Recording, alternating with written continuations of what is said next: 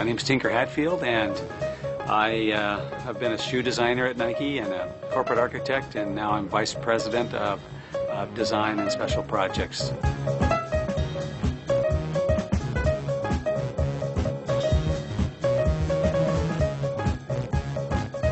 I was originally hired at Nike in 1981 as the corporate architect, and so my first 4.5 years at Nike were spent mostly designing office spaces and showrooms and stores, and I was convinced that architecture was the profession for me because it is probably one of the best examples of the combination of kind of art and science and sort of, I think, cultural experience. When I was asked to start designing shoes, and it was actually a request by someone here at Nike, I jumped at the chance because I realized for the environment I was in and for the future that designing shoes was where the real action was.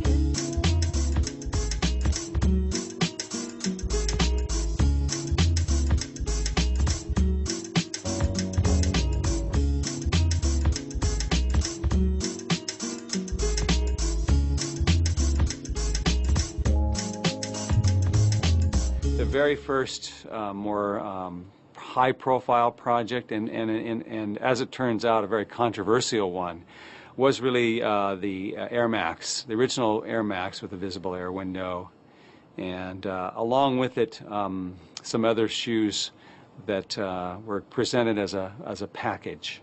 As I often say, when you sit down to design something, it can be anything. It can be a car, a toaster, a house, a tall building, or a shoe.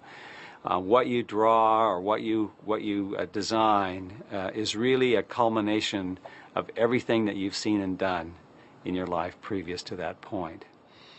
And I had been to Paris. I had been to a lot of us at Nike have traveled extensively to try and be inspired, to understand people from all over the world in different cities, different cultures, different regions. I had known about this very interesting, very innovative, and very controversial building called the Georges Pompidou Center.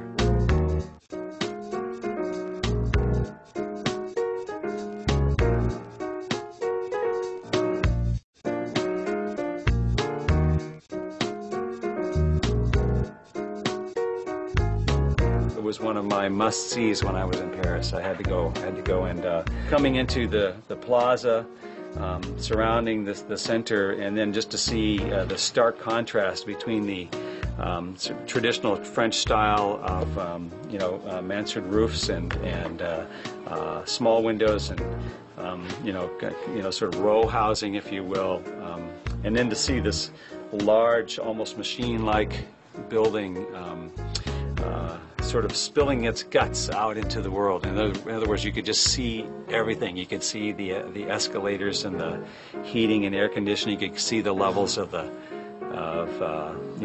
different parts of the museum, and I could see people. It really inspired me because it really shook the world of architecture. It shook the world of urban design. It really changed the way people looked at buildings. For many, it changed for the worse. But in my eyes, it changed for the better. I don't know if I was thinking, well, now I'm going to go design a shoe based off of this. I don't think I was thinking that way. I just remember being really super influenced by it and having my architectural senses sort of turned upside down.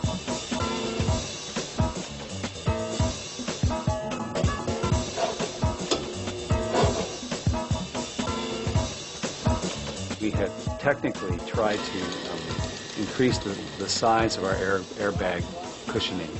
So the encapsulated airbags that we were using for, especially in the heel cushioning, were a little bit smaller. They were encased inside all of this polyurethane, and you couldn't see it. And really, most people didn't understand what air was. We have finally designed a bag that puts the largest amount of air into the shoes for cushioning But we've also widened the bag so that we're not sacrificing stability at all. Well, that's great, but how are we going to fit an air sole this wide into our midsoles?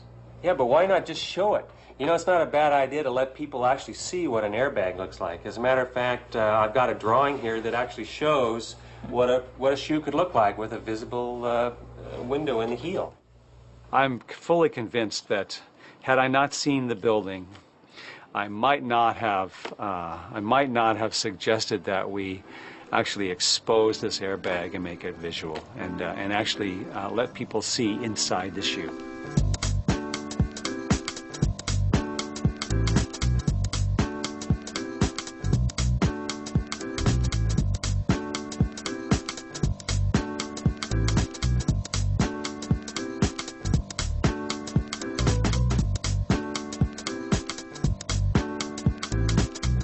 When you do something different, you have to have a pretty thick skin. People are going to take shots at you. They're going to criticize what they don't understand. I just remember people being very upset about it, and the head of marketing for running was not in favor of that shoe, and just couldn't see how that we could sell a shoe that had a hole in the side of it that you know, people thought it was going to be too vulnerable, and the airbags would be punctured, and that it just didn't look like a normal running shoe.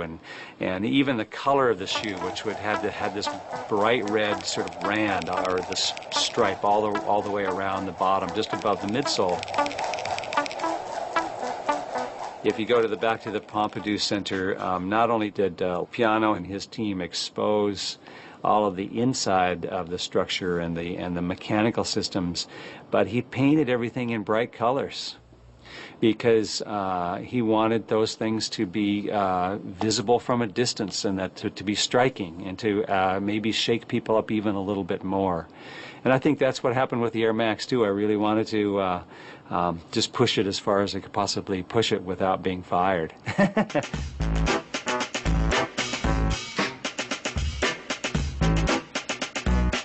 I believe that that entire air pack of shoes, including the Air Max, was probably pretty pivotal in changing around Nike's sort of direction.